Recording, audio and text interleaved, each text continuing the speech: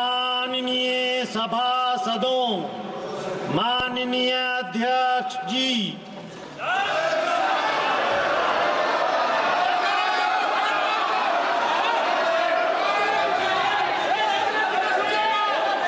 माननीय सदस्यगण, item number 1 Shrimati Nirmala Sitharaman वित्त मंत्री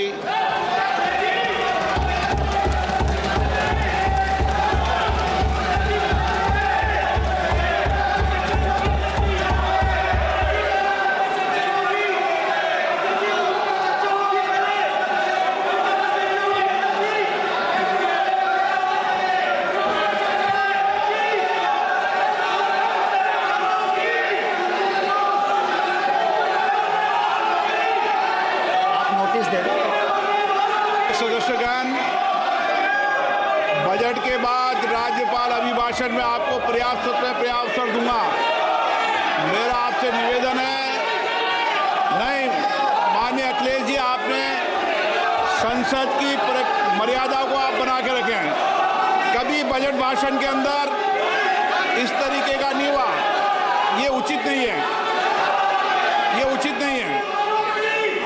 अखिलेश जी प्लीज, मैं आपको मौका दूंगा राज्यपाल अभिभाषण पे, प्लीज। नो, ये तरीका ठीक नहीं है।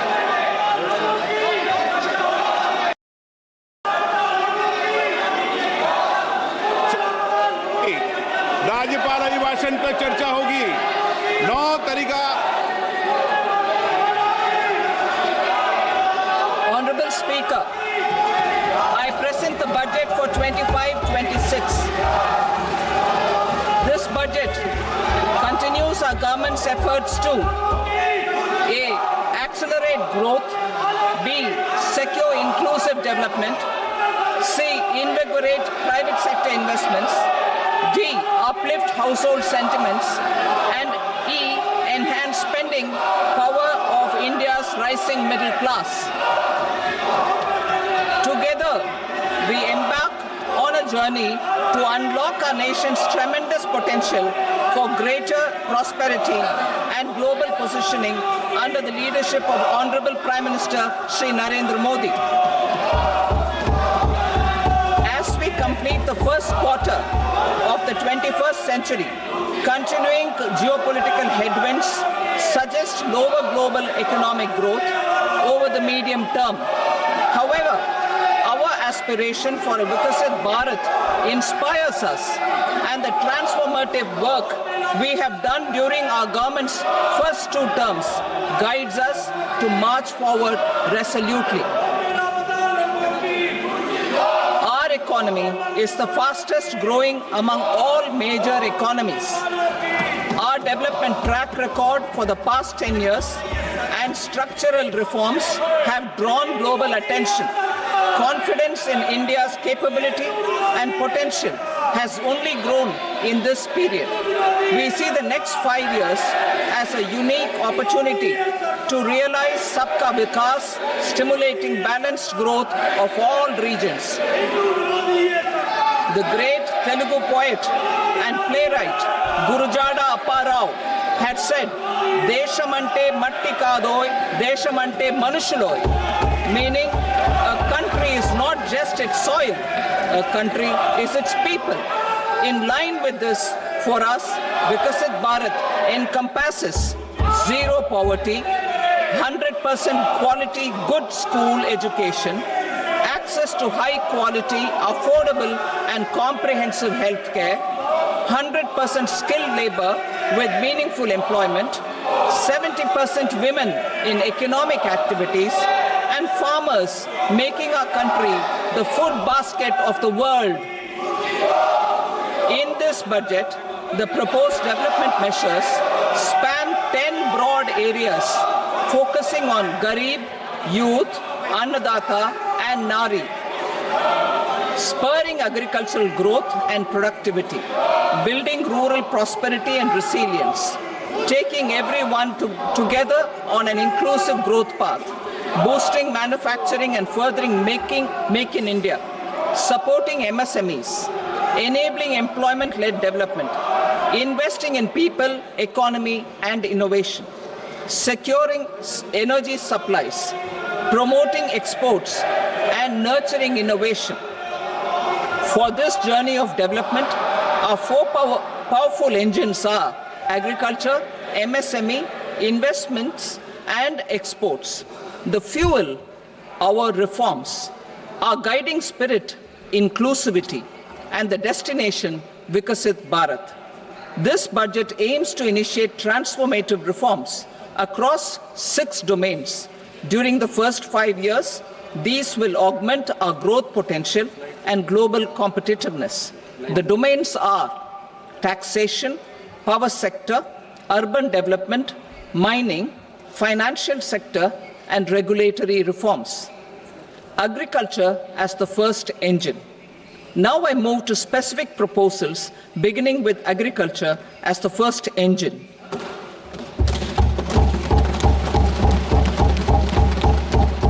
Prime Minister Dhan Dhanya Krishi Yojana, developing agri-districts program. Motivated by the success of the aspirational district program, our government will undertake a Prime Minister Dhan Dhanya Krishi Yojana in partnership with states. Through the convergence of existing schemes and specialized measures, the program will cover 100 districts with low productivity, moderate crop intensity, and below average credit parameters. It aims to 1. Enhance agricultural productivity, 2. Adopt crop diversification and sustainable agricultural practices, 3. Augment post-harvest storage at the panchayat and block level, 4. Improve irrigation facilities, and 5. Facilitate availability of long-term and short-term credit.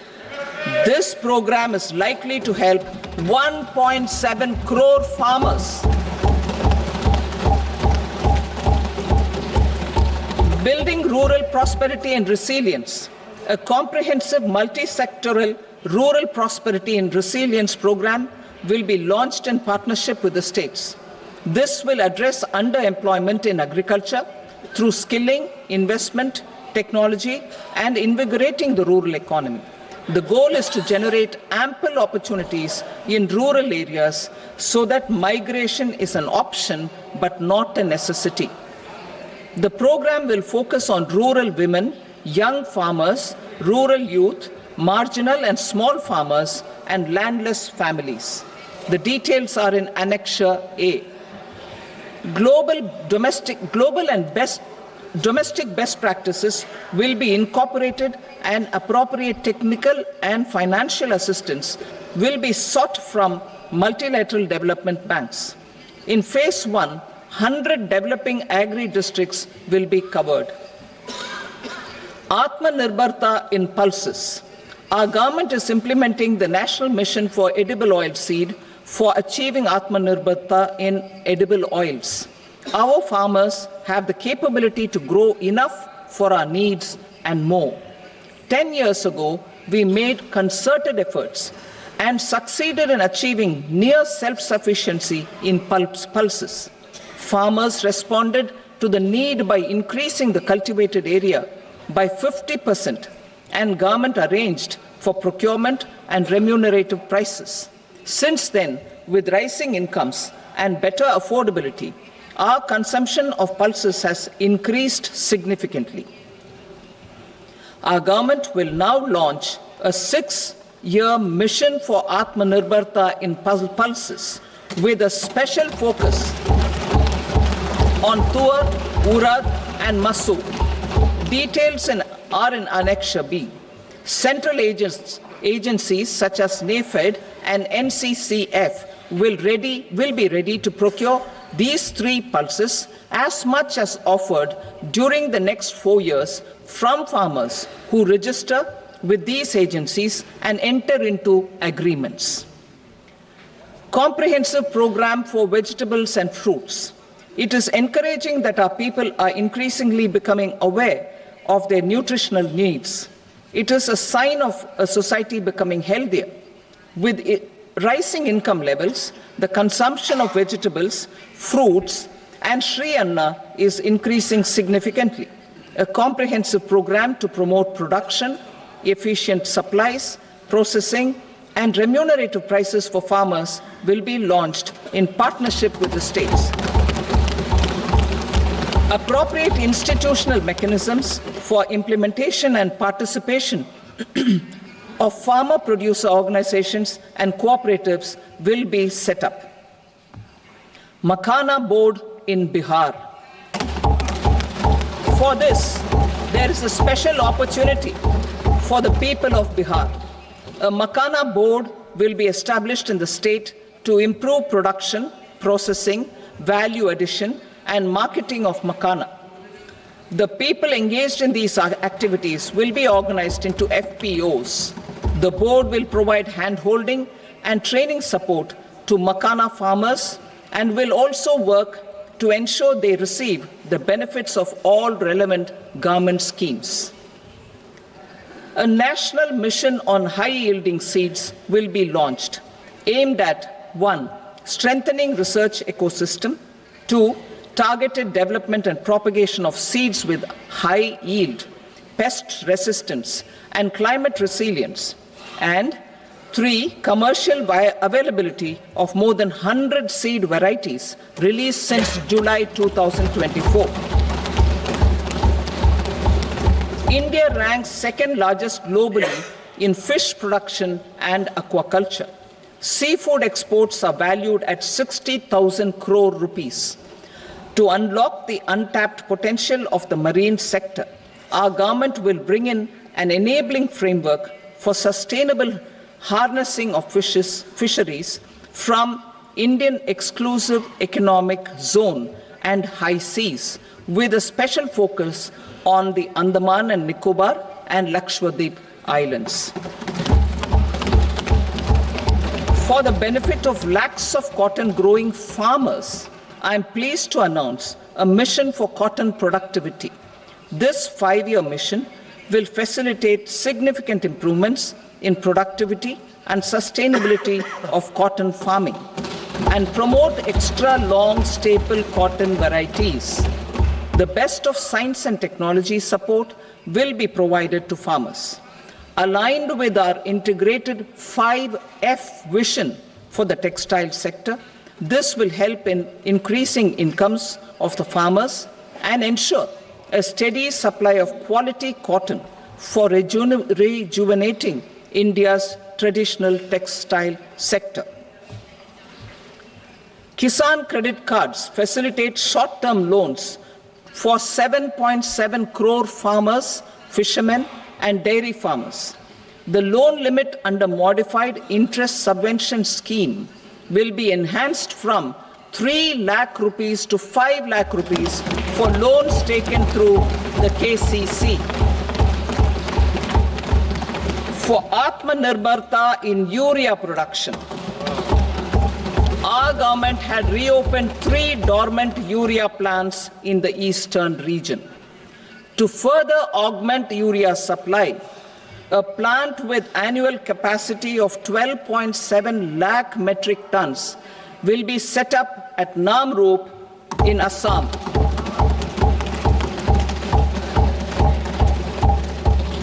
India Post, with 1.5 lakh rural post offices, complemented by the India Post Payment Bank and a vast network of 2.4 lakh Dak Sevaks, will be repositioned to act as a catalyst for the rural economy. Details are at Annexure C. India Post will also be transformed as a large public logistics organization. This will meet the rising needs of Vishwakarmas, new entrepreneurs, women, self-help groups, MSMEs, and the large business organizations. Our government will provide support to NCDC for its lending operations for the cooperative sector. MSMEs as the second engine. Now I move to MSMEs as the second engine, which encompasses manufacturing and services with a focus on MSMEs numbering 5.7 crores. Currently, over 1 crore registered MSMEs, employing 7.5 crore people and generating 36% of our manufacturing, have come together to position India as a global manufacturing hub. With their quality products, these MSMEs are responsible for 45% of our exports. To help them achieve higher efficiencies of scale, technological upgradation, and better access to capital, the investment and turnover limits for classification of all MSMEs will be enhanced to 2.5 and 2 times respectively. This will give them the confidence to grow and generate employment for our youth. The details are given in Annexure D. To improve access to credit, the credit guarantee cover will be enhanced. First, for micro and small enterprises from 5 crore to 10 crore rupees, leading to additional credit of 1.5 lakh crores in the next 5 years. Second, for startups from 10 crore rupees to 20 crore rupees, with the guarantee fee being moderated to 1% for loans in 27 focus sectors which are important for Atmanirbhar Bharat. And for well-run exporter MSMEs, for term loans up to 20 crore rupees. Also for the micro enterprises, we will introduce customized credit cards with a 5 lakh rupee limit for micro enterprises registered on Udyam portal. In the first year, 10 lakh such cards will be issued. Fund of funds for startups. The alternate investment fund, AIFs, for startups have received commitments of more than 91,000 crores rupees. These are supported by the fund of funds set up with the Government of India's contribution of 10,000 crore rupees. Now, a new fund of funds with expanded scope and a fresh contribution of another 10,000 crore rupees will be set up.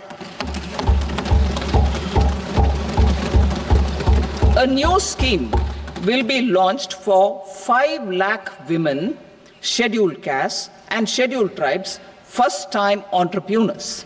This will provide term loans up to 2 crore rupees during the next 5 years. The scheme will incorporate lessons from the successful Stand Up India scheme. Online capacity building for entrepreneurship and managerial skills will also be organized. Measures for labor-intensive sectors. To promote employment and entrepreneurship opportunities in labor-intensive sectors, our government will undertake specific policy and facilitation measures. To enhance the productivity, quality, and competitiveness of India's footwear and leather sector, a focused product scheme will be implemented. The scheme will support design capacity, component manufacturing, and machinery required for production of non-leather quality footwear, besides the support for leather footwear and products. The scheme is expected to facilitate employment for 22 lakh persons, generate over 4 lakh crore rupees, and exports of over 1.1 lakh crore rupees. Measures for the toys sector. Building on the National Action Plan for Toys, we will implement a scheme to make India a global hub for toys. The scheme will focus on development of clusters, skills, and a manufacturing ecosystem that will create high-quality, unique, innovative, and sustainable toys that will represent the Made in India brand. Support for food processing. In line with our commitment towards Purvodaya, we will establish a National Institute of Food Technology, Entrepreneurship and Management in Bihar. The institute will provide a strong fillip to food processing activities in the entire eastern region. This will result in 1. Enhanced income for the farmers through value addition to their produce, and 2. Skilling entrepreneurship and employment opportunities for the youth. Manufacturing mission, furthering Make in India. Our government will set up a national manufacturing mission covering small, medium and large industries for furthering Make in India by providing policy support, execution roadmaps, governance and monitoring framework for central ministries and states. Details are in Annexure E. Given our commitment to climate-friendly development, the mission will also support clean tech manufacturing. This will aim to improve domestic value addition and build our ecosystem for solar PV cells, EV batteries, motors and controllers, electrolyzers, wind turbines, very high voltage transmission equipment and grid-scale batteries. Investment as the third engine. Now I move to investment as the third engine, which encompasses investing in people, investing in the economy, and investing in innovation. Investing in people. Saksham Anganwadi and Poshan 2.0. Saksham and Poshan 2.0 program provides nutritional support to more than 8 crore children, 1 crore pregnant women and lactating mothers all over the country, and about 20 lakh adolescent girls in aspirational districts and the Northeast region. The cost norms for these nutritional support will be enhanced appropriately. Atal Tinkering Labs.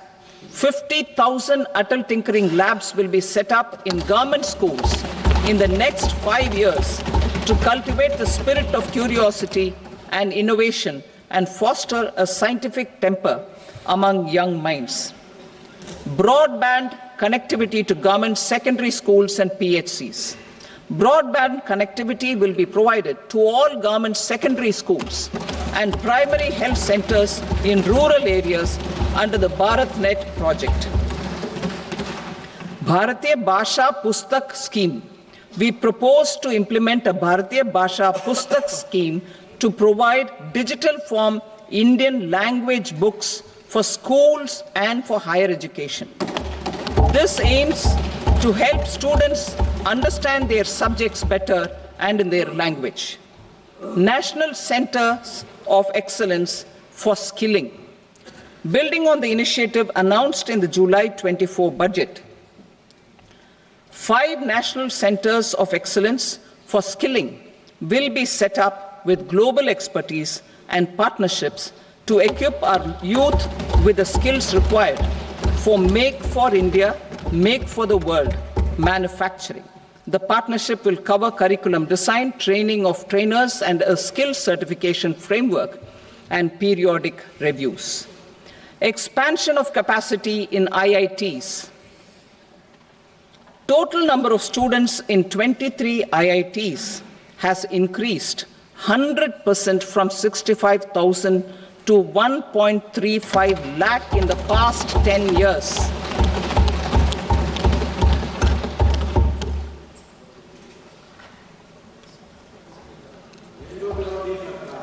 Additional infrastructure will be created in the 5 IITs started after 2014 to facilitate education for 6,500 more students. Hostel and other infrastructure capacity at IIT Patna will also be expanded.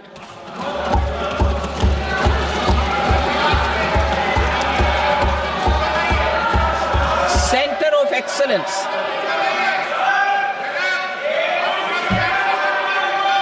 Center of Excellence in AI for Education. I had announced 3 centers of excellence in artificial intelligence for agriculture, health, and sustainable cities in 2023. now a center of excellence in artificial intelligence for education, will be set up with a total outlay of 500 crores. Expansion of medical education. Our government has added almost 1.1 lakh undergraduate and postgraduate medical education seats in 10 years, an increase of 130%. In the next year, 10,000 additional seats will be added in medical colleges and hospitals towards the goal of adding 75,000 seats in the next 5 years. Daycare cancer centers in all district hospitals. Our government will facilitate setting up of daycare cancer centers in all district hospitals in the next 3 years. 200 centers will be established in 25-26 itself. Strengthening urban livelihoods.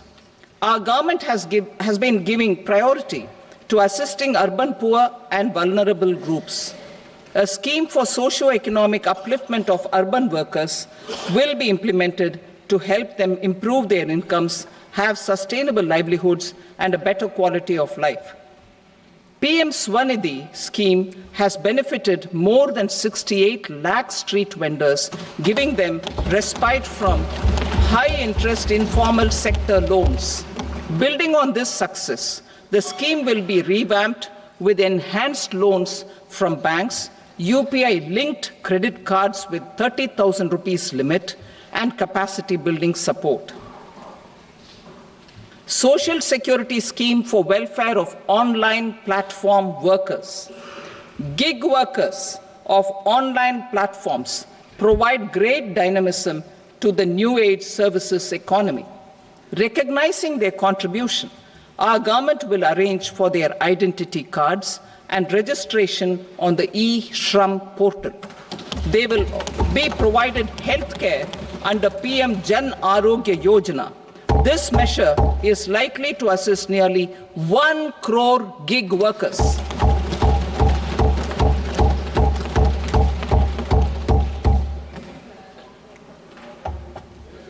Investing in the economy. Public-private partnership in infrastructure. Each infrastructure-related ministry will come up with a 3-year pipeline of projects that can be implemented in PPP mode. States will also be encouraged to do so and can seek support from the India Infrastructure Project Development Fund, which is a scheme to prepare PPP proposals. Support to states for infrastructure. An outlay of 1.5 lakh crore is proposed for the 50-year interest-free loans to states for capital expenditure and incentives for reforms. Building on the success of the first asset monetization plan announced in 2021, the second plan for 2025 to 30 will be launched to plow back capital of 10 lakh crore in new projects. Regulatory and fiscal measures will be fine-tuned to support the plan. Jal Jeevan Mission. Since 2019, 15 crore households representing 80% of India's rural population have been provided access to portable tap water connections. To achieve 100% coverage, I am pleased to announce the extension of this mission until 2028 with an enhanced total outlay. The mission's focus will be on the quality of infrastructure and O&M of rural piped water supply schemes through Jan Bhagidari. A separate MOU or separate MOUs will be signed with the states and union territories to ensure sustainability and citizen-centric water services delivery. Urban sector reforms. Building on the July budget proposals, urban sector reforms related to governance, municipal services, urban land and planning will be incentivized. Urban Challenge Fund. the government will set up an urban challenge fund of 1 lakh crore rupees to implement the proposals for cities as growth hubs, creative redevelopment of cities, and for water and sanitation purposes announced in the July budget. This fund will finance up to 25% of the cost of bankable projects, with a stipulation that at least 50% of the cost is funded from bonds, bank loans, and PPPs. An allocation of 10,000 crore is proposed in 2025-26. Power sector reforms. We will incentivize electricity distribution reforms and augmentation of intrastate transmission capacity by states. This will improve financial health and capacity of electricity companies. Additional borrowing of 0.5% of GSDP will be allowed to states contingent on these reforms. Nuclear energy mission for Vikasit Bharat. Development of at least 100 gigawatt of nuclear energy by 2047 is essential for our energy transition efforts.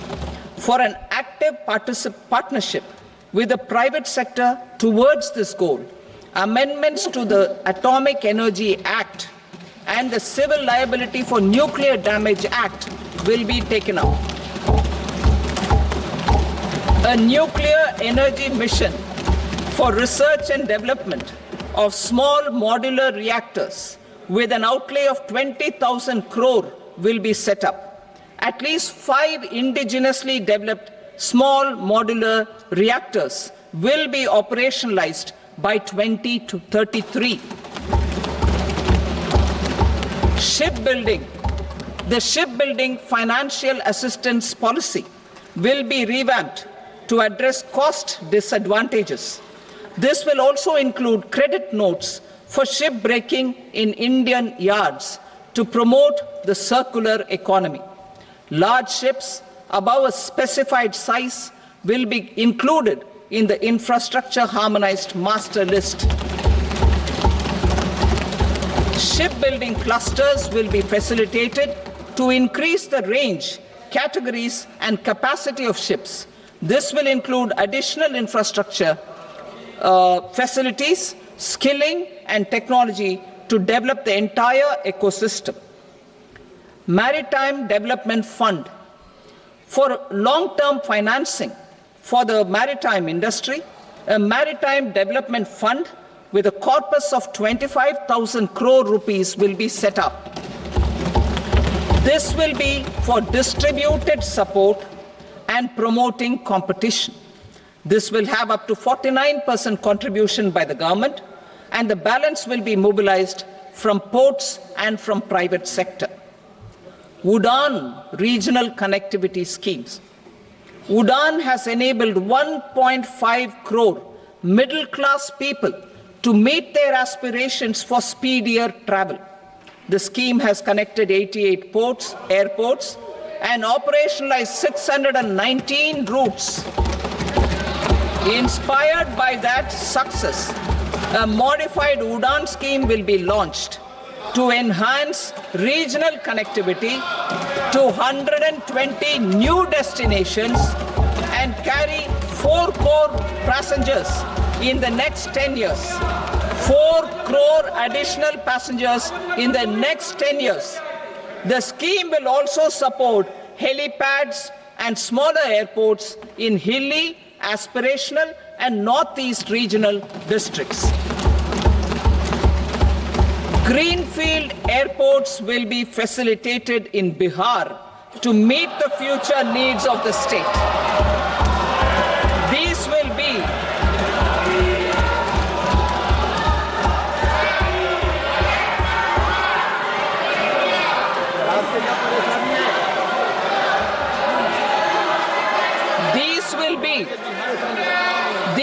be in addition to the expansion of the capacity of Patna Airport and a brownfield airport in Beta. Western Kosi Canal project in Mithilanchal.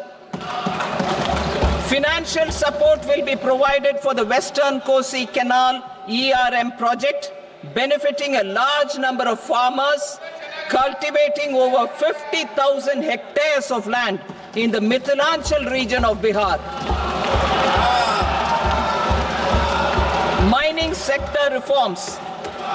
Mining sector reforms, including those for minor minerals, will be encouraged through sharing of best practices and institutions of a state mining index.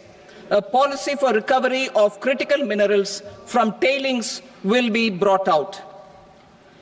Under the special window for affordable and mid-income housing, SWAMI, 50,000 dwelling units in stressed housing projects have been completed and keys handed over to home buyers.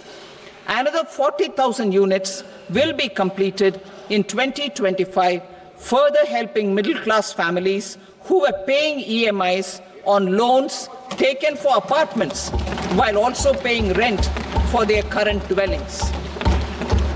Building on this success, SWAMI Fund 2 will be established as a blended finance facility with contribution from the government, banks and private investors.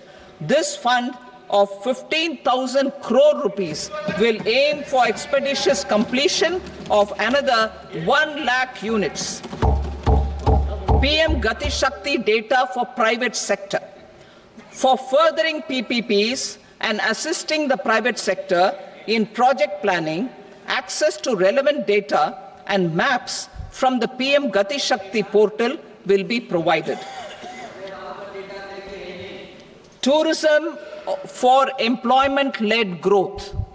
Top 50 tourist destination sites in the country will be developed in partnership with states through a challenge mode. Land for building key infrastructure will have to be provided by the states. Hotels in these destinations will be included in the infrastructure harmonized list. The following measures will be taken for facilitating employment-led growth. Organizing intensive skill development programs for our youth, including in institutes of hospitality management. Providing mudra loans for homestays. Improving ease of travel and connectivity to tourist destinations. Providing performance-linked incentives to states for effective destination management, including tourist amenities, cleanliness, and marketing efforts, and introducing streamlined e-visa facilities along with visa fee waivers for certain tourist groups. Continuing with the emphasis on places of spiritual and religious significance in the July budget, there will be a special focus on destinations related to the life and times of Lord Buddha. Medical tourism and heal in India. Medical tourism and heal in India will be promoted in partnership with the private sector along with capacity building and easier visa norms. Investing in innovation.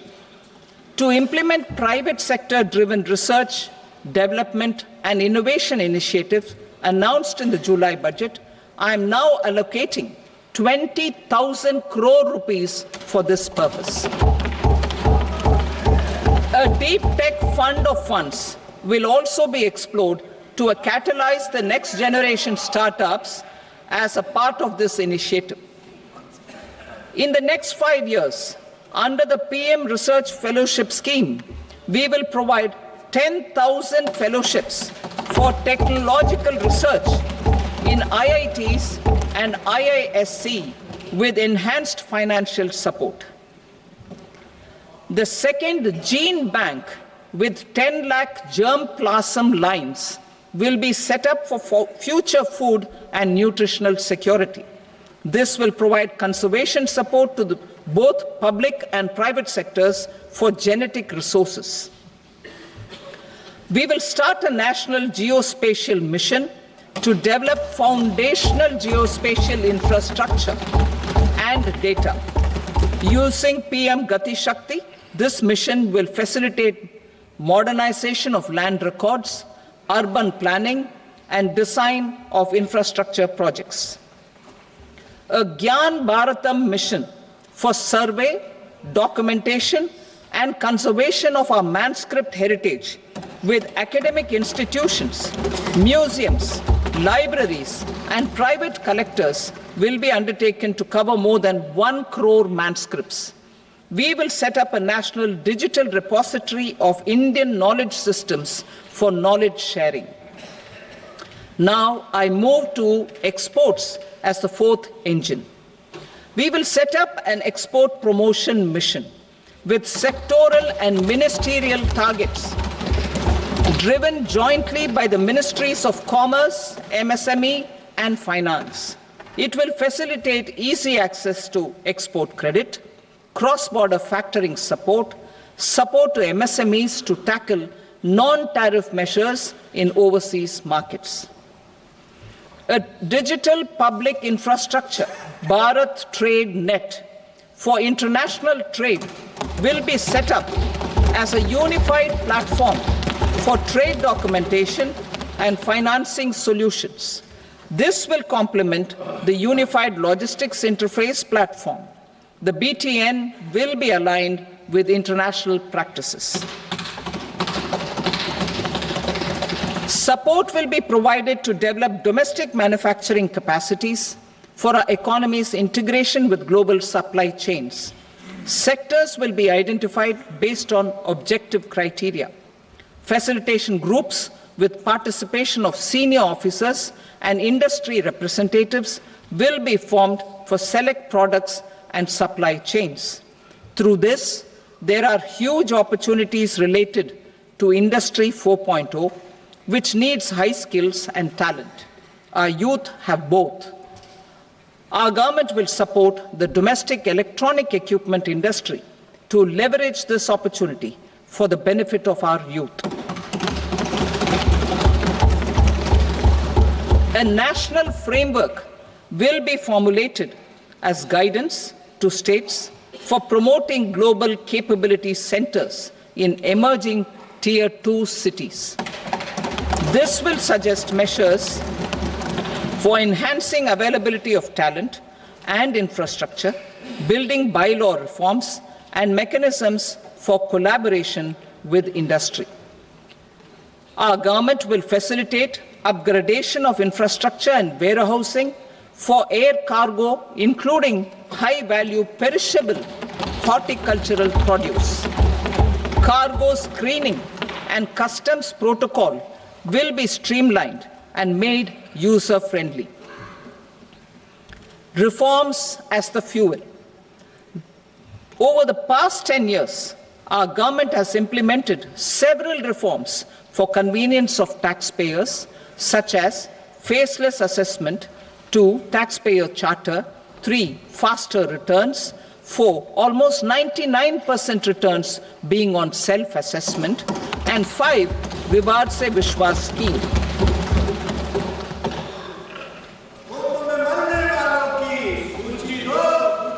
Continuing these efforts, I reaffirm the commitment of the Tax Department to trust first, scrutinize later.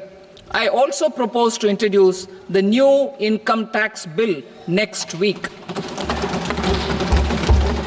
I will detail the indirect tax reforms and changes in direct taxes in Part B. Financial sector reforms. The FDI limit for the insurance sector will be raised from 74 to 100%. This enhanced limit will be available for those companies which invest the entire premium in India. The current guardrails and conditionalities associated with foreign investment will be reviewed and simplified. The services of India Post Payment Bank will be deepened and expanded in rural areas. NABFID will set up a partial credit enhancement facility for corporate bonds for infrastructure. Public sector banks will develop Grameen Credit Score Framework to serve the credit needs of SHG members and people in rural areas. A forum for regulatory coordination and development of pension products will be set up. To implement the earlier announcement on simplifying the KYC processes, the revamped Central KYC Registry will be rolled out in 2025. We will also implement a streamlined system for periodic updating. Requirements and procedures for speedy approval of company mergers will be rationalized. The scope for fast-track mergers will also be widened and the process made simpler. As proposed in the interim budget, we signed bilateral investment treaties with 2 countries in 2024 to encourage sustained foreign investment, and in the spirit of First Develop India, the current model BIT will be revamped and made more investor-friendly. In the last 10 years, in several aspects, including financial and non-financial, our government has demonstrated a steadfast commitment to ease of doing business. We are determined to ensure that our regulations must keep up with technological innovations and global policy developments. A light-touch regulatory framework based on principles and trust will unleash productivity and employment. Through this framework, we will update regulations that were made under old laws. To develop this modern, flexible, people-friendly, and trust-based regulatory framework appropriate for the 21st century, I propose 4 specific measures. A high-level committee for regulatory reforms will be set up for a review of all non-financial sector regulations, certifications, licenses, and permissions. The committee will be expected to make recommendations within a year. The objective is to strengthen trust-based economic governance and take transformational measures to enhance ease of doing business, especially in matters of inspection and compliances. States will be encouraged to join in this endeavor. An investment friendliness index of states will be launched in 2025 to further the spirit of competitive, cooperative federalism. Under the Financial Stability and Development Council, a mechanism will be set up to evaluate impact of the current financial regulations and subsidiary instructions. It will also formulate a framework to enhance their responsiveness and development of the financial sector. In the Jan Vishwas Act 2023, more than 180 legal provisions were decriminalized. Our government will now bring up the Jan Vishwas Bill 2.0 to decriminalize more than 100 provisions in various laws. I now move to fiscal policy. In the July budget, I had committed to staying the course for fiscal consolidation. Our endeavor will be to keep the fiscal deficit each year such that central government debt remains on a declining path as a percentage of the GDP. The roadmap for the next 6 years has been detailed in the FRBM statement. Revised estimates for 2024-25. The revised estimate of the total receipts other than borrowings is 31.47 lakh crore rupees, of which the net tax receipts are 25.57 lakh crore rupees.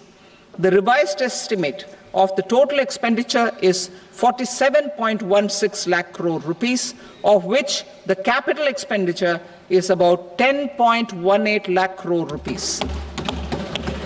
The revised estimate of the fiscal deficit is 4.8% of the GDP. Budget estimates for 25-26. Coming to 25-26, the total receipts other than borrowings and total expenditure are estimated at 34.96 lakh crore rupees and 50.65 lakh crore rupees respectively. The net tax receipts are estimated at 28.37 lakh crore rupees. The fiscal deficit is estimated to be 4.4% of GDP. To finance the fiscal deficit, the net market borrowings from dated securities are estimated at 11.54 lakh crore. The balance financing is expected to come from small savings and other sources. The gross market borrowings are estimated at 14.82 lakh crore rupees. I will now move to Part B. Indirect taxes. My proposals relating to customs aim to rationalize tariff structure and address duty inversion. These will also support domestic manufacturing and value addition, promote exports, facilitate trade, and provide relief to common people. Rationalization of customs tariff structure for industrial goods. As a part of comprehensive review of customs rate structure announced in July 2024 budget, I propose to 1. Remove 7 tariff rates. This is over and above the 7 tariff rates removed in 23-24 budget. After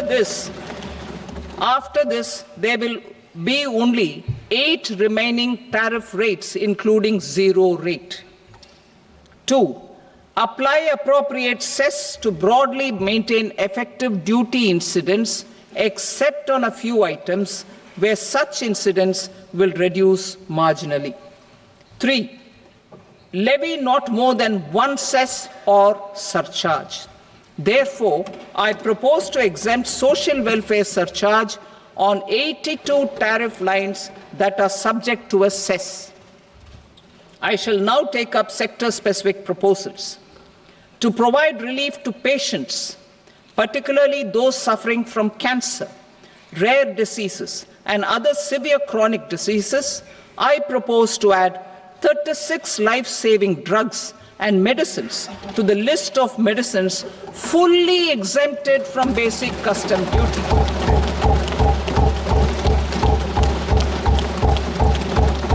I also propose to add 6 life-saving medicines to the list attracting concessional custom duty of 5%. Full exemption and concessional duty will also respectively apply on the bulk drugs for manufacture of the above. Specified drugs and medicines under patient assistance programs run by the pharmaceutical companies are fully exempt from BCD, provided the medicines are supplied free of cost to the patients. I propose to add 37 more medicines along with 13 new patient assistance programs. Support to domestic manufacturing and value addition. Critical minerals. In the July 2024 budget, I had fully exempted BCD on 25 critical minerals that are not domestically available. I had also reduced BCD of 2 other such minerals to provide a major fillip to their processing, especially by MSMEs. Now, I propose to fully exempt cobalt powder and waste, the scrap of lithium-ion battery, lead, zinc, and 12 more critical minerals. This will help secure their availability for manufacturing in India and promote more jobs for our youth. To promote domestic production of technical textile products such as agro-textiles, medical textiles, and geotextiles at competitive prices, I propose to add 2 more types of shuttle-less looms to the list of fully exempted textile machinery.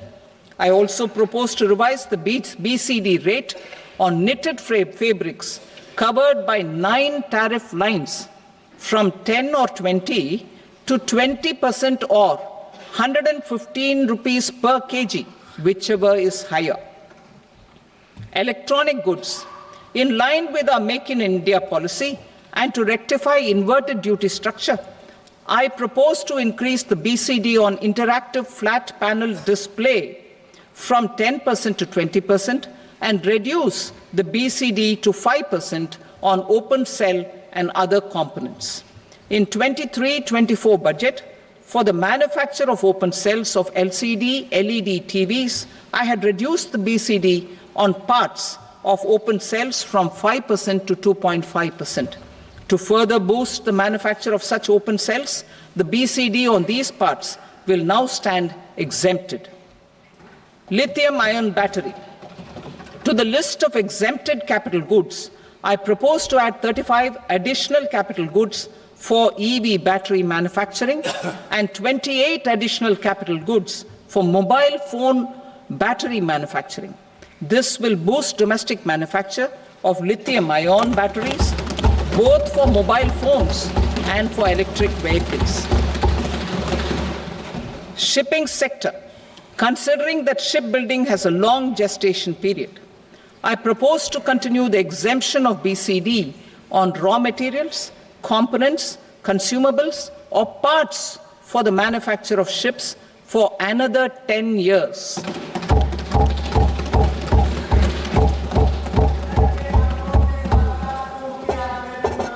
I also propose the same dispensation for shipbreaking to make it more competitive. Telecommunication.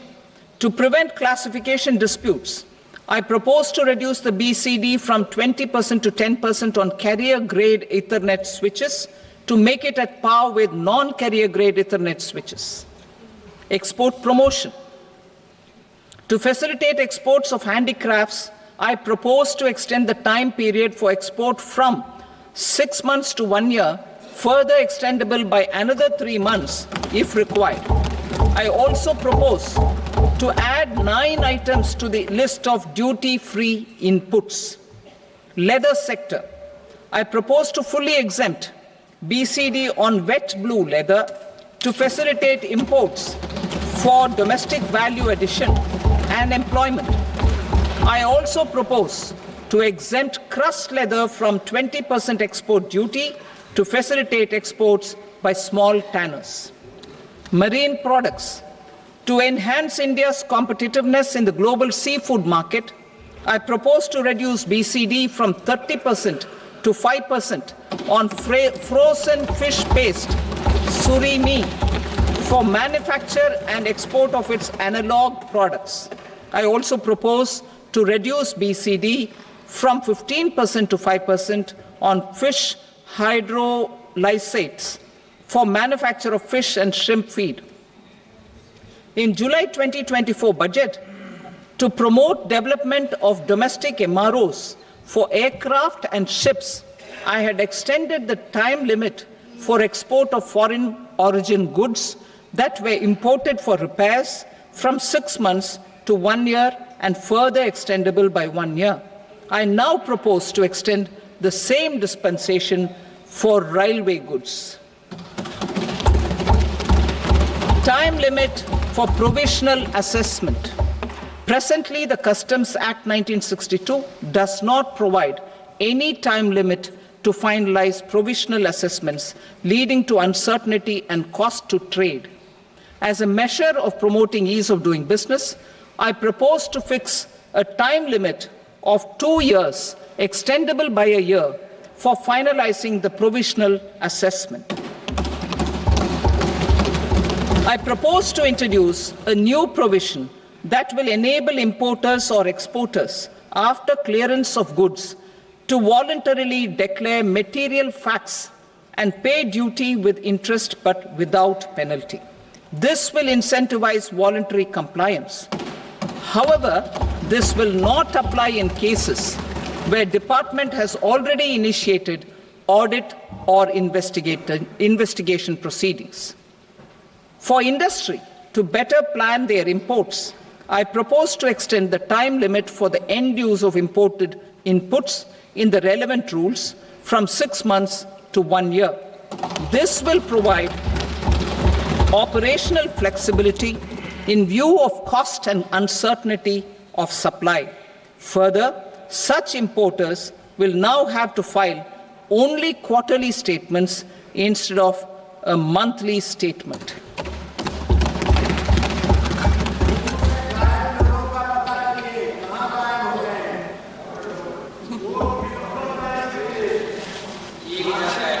I now come to my direct tax proposals. In Part A, I have briefly underlined taxation reforms as one of key reforms to realize our vision of Vikasit Bharat. In respect of criminal law, our government had earlier ushered in Bharatiya Nyaya Sanhita, replacing Bharatiya Danda Sanhita. I am happy to inform this august House and the country that for new income tax bill will carry forward the same spirit of Nyaya in its drafting as well.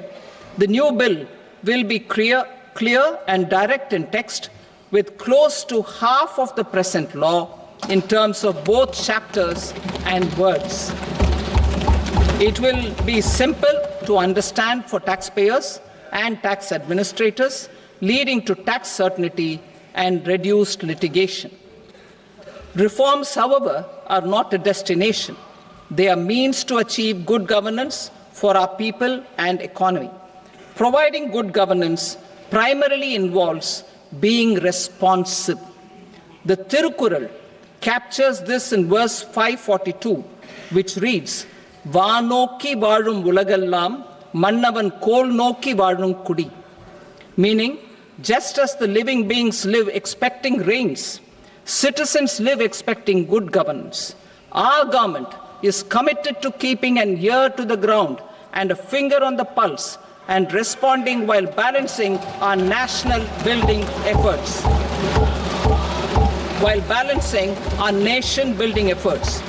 The following measures will detail just how our government will, under the guidance of PM Modi, has taken steps to understand and address. I repeat that sentence, sir. The following measures will detail just how our government, under the guidance of PM Modi, has taken steps to understand and address the needs voiced by our citizens. My tax proposals are guided by this spirit. The objectives of my proposals are as follows. Personal income tax reforms with special focus on middle class. Rationalization of TDS and TCS for easing difficulties. Encouraging voluntary compliance. Reducing compliance burden. Ease of doing business. Employment and investment. I will come to my proposal on personal income tax towards the end. TDS and TCS, rationalization for easing difficulties. I propose to rationalize tax deduction at source, TDS, by reducing the number of rates and thresholds above which TDS is deducted. Further, threshold amounts for tax deduction will be increased for better clarity and uniformity. The limit for tax deduction on interest for senior citizens is being doubled from the present 50,000 rupees to 1 lakh rupees. Similarly, the annual limit of 2.40 lakh rupees for TDS on rent is being increased to 6 lakh rupees. This will reduce the number of transactions liable to TDS, thus benefiting small taxpayers receiving small payments. The threshold to collect tax at source, the TCS, on remittances under RBI's liberalized remittance scheme, the LRS, is proposed to be increased from 7 lakh to 10 lakhs. I also propose to remove TCS on remittances for education purposes, where such remittances is out of a loan taken from a specified financial institution. Both TDS and TCS are being applied on any transaction related to sale of goods. To prevent such compliance difficulties, I propose to omit the TCS I also propose that the provisions of the higher TDS deduction will now apply only in non-PAN cases. In July 2024, the delay for payment of TDS up to the due date of filing statement was decriminalized. I propose to provide the same relaxation to TCS provisions as well. The government under the leadership of Prime Minister Modi believes in Sabka Saath, Sabka Vikas, Sabka Vishwas and Sabka Prayas. In line with this, we brought in updated return facility in 2022 for voluntary compliance by taxpayers who had omitted to report their correct income. Our trust in taxpayers was proved right. Nearly 90 lakh taxpayers voluntarily updated their incomes by paying additional tax. Taking this trust further, I now propose to extend the time limit to file updated returns for any assessment year from the current limit of 2 years to 4 years. I propose to reduce the compliance burden for small charitable trusts and institutions by increasing their period of registration from 5 years to 10 years. It is also proposed that disproportionate consequences do not arise for minor defaults such as incomplete applications filed by charitable entities. Presently, taxpayers can claim the annual value of self-occupied properties as nil only on the fulfillment of certain conditions. Considering the difficulties faced by taxpayers, it is proposed to allow the benefit of 2 such self-occupied properties without any condition. To streamline the process of transfer pricing and to provide an alternative to yearly examination, I propose to introduce a scheme for determining arm's length price of international transaction for a block period of 3 years. This will be in line with global best practices. With a view to reduce litigation and provide certainty in international taxation, the scope of safe harbor rules is being expanded. A number of senior and very senior citizens have very old national savings scheme accounts. As interest is no longer payable on such accounts, I propose to exempt withdrawals made from NSS by individuals on or after 29th August 2024. I am also proposing to allow similar treatment to NPS Vatsalya accounts as is available to normal NPS accounts subject to overall limits. In my speech in July 2024, I had promised that all processes, including giving effect to appellate orders, shall be digitalized and made paperless over the next 2 years. So I'm happy to announce that digitalization is being made operational now. In July 2024, we brought in the Vivad Se Vishwas scheme to resolve income tax disputes pending in appeal. The scheme has received a great response, with nearly 33,000 taxpayers having availed of the scheme to settle their disputes. I have a few proposals to promote investment and employment. It is proposed to provide a presumptive taxation regime for non-residents who provide services to a resident company that is establishing or operating an electronics manufacturing facility. I further propose to introduce a safe harbor for tax certainty for non-residents who store components for supply to specified electronics manufacturing units. Presently, the tonnage tax scheme is available only to sea-going ships. The benefits of existing tonnage tax scheme are proposed to be extended to inland vessels registered under the Indian Vessels Act 2021 to promote inland water transport in the country. Extension for incorporation of startups. we continue to support the Indian startup ecosystem. I propose to extend the period of incorporation by 5 years to allow the benefit available to startups which are incorporated before 1/4/2030. In order to attract and promote additional activities in the IFSC, I am inter alia proposing specific benefits to ship leasing units, insurance offices, and treasury centers of global companies which are set up in IFSC. Further, to claim benefits, the cut-off date for commencement in IFSC has also been extended by 5 years to 31/3/2030. Category 1 and Category 2 AIFs are undertaking investments in infrastructure and other such sectors. I propose to provide certainty of taxation to these entities on the gains from securities, to promote funding from sovereign wealth funds and pension funds to the infrastructure sector. I propose to extend the date of making an investment by 5 more years up to 31st March 2030.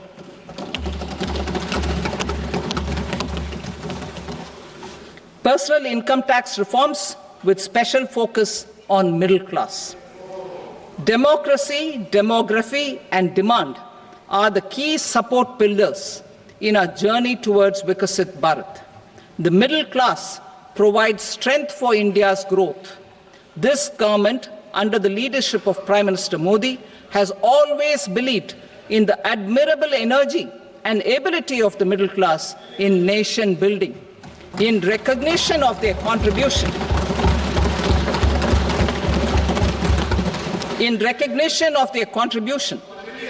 we have periodically reduced their tax burden. Right after 2014, the nil tax slab was raised to 2.5 lakhs of rupees, which was further raised to 5 lakh rupees in 2019 and to 7 lakh rupees in 2023. This is reflective of our government's trust on the middle class taxpayers. I am now happy to announce that there will be no income tax payable up to income of 12 lakh rupees.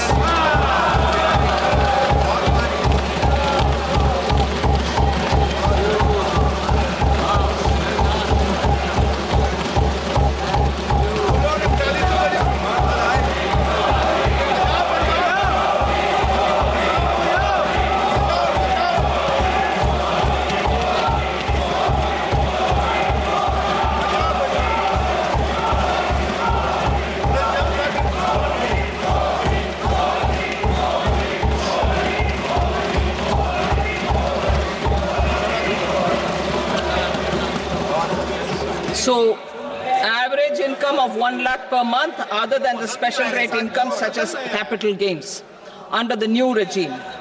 This limit will be 12.75 lakh for salaried taxpayers due to the standard deduction of 75,000. Slabs and rates are being changed across the board to benefit all taxpayers. The new structure will substantially reduce the taxes of the middle class and leave more money in their hands, boosting household consumption, savings, and investment.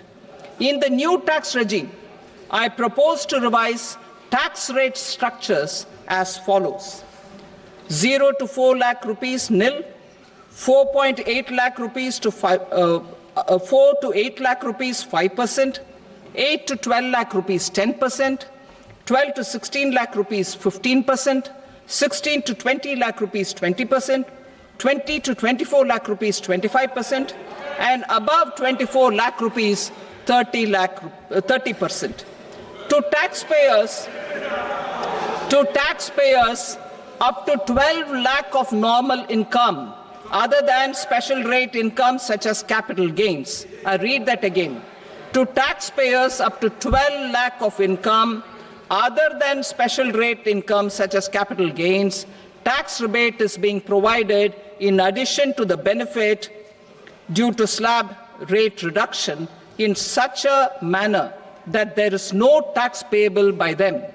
The total tax benefit of slab rate changes and rebate at different income levels can be illustrated with a few examples. A taxpayer in the new regime with an income of 12 lakh rupees will get a benefit of 80,000 rupees in tax, which is 100% of tax payable as per the existing rates. A person having income of 18 lakh rupees will get a benefit of 70,000 rupees in tax, that is 30% of tax payable as per existing rates. A person with an income of 25 lakh gets a benefit of 1,10,000 rupees, that is 25% of his tax payable as per existing rates. Details of my tax proposals are given in the annexure. As a result of these proposals, Honorable Speaker, sir, revenue of about 1 lakh crore in direct taxes and 2,600 crores in indirect taxes will be foregone. Mr. Speaker, sir, with this, I commend the budget to this august House.